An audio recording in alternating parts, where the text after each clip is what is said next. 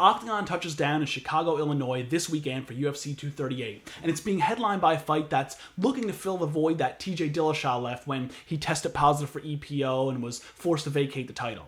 It'll be current flyweight champion Henry Cejudo getting the opportunity to move up and claim a second title against the very serious hitter that is Marlon Moraes when the two contest for the bantamweight title on Saturday night. A lot of people are wanting Henry Cejudo to lose this weekend, and anybody who's watching this right now knows exactly why that is.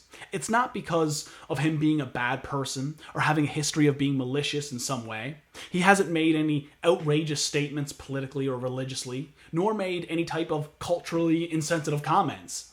It's because of the ill-fated, forced, and unfunny attempt at trying to work some sort of gimmick that, and I don't care what anybody says, is not working for him or doing him any favors. I know the obvious response to that is, it's better to have people wanting to see you get your ass kicked as opposed to having nobody interested in seeing you fight at all. But is it though?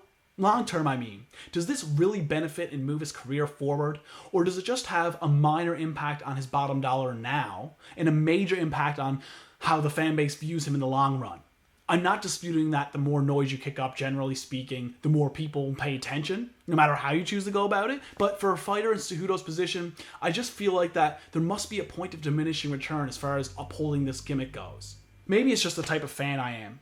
I'd personally prefer him to not feel the need to have to act this way and to be on the boring and quiet side as opposed to this attempt to just do something. It's a sort of gimmick that just seems like they didn't have much to work with, so they just went with the first thing that seemed like a viable option. But it's not a viable option. It's uncomfortable and it's half embarrassing to watch.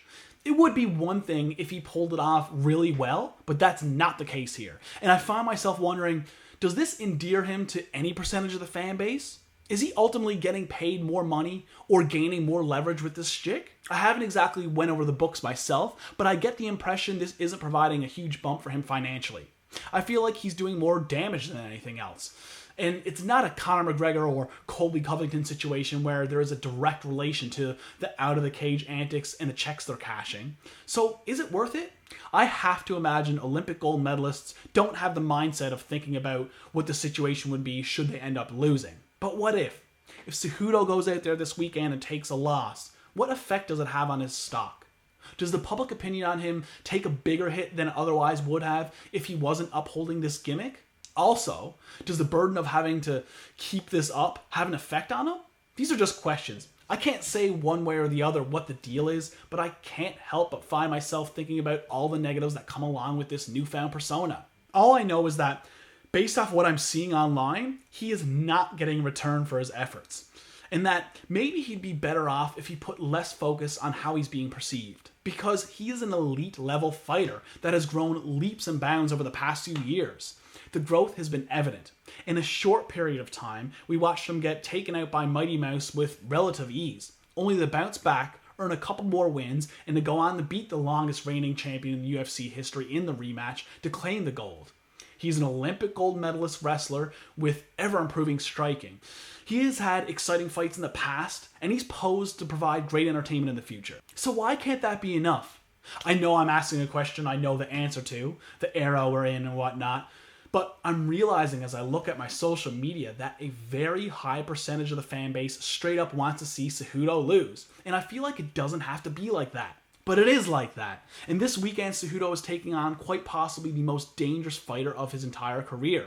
And I don't mean dangerous in terms of his chances of winning. I mean dangerous in terms of the odds of him ending up on the wrong end of a violent barrage of strikes from one of the scariest people in the division, and Marlon Moraes. Either way, cringe or no cringe, it's going to be a big fight that is mostly getting overlooked because of the Ferguson versus Cerrone fight on the card, but I expect it to deliver one way or another.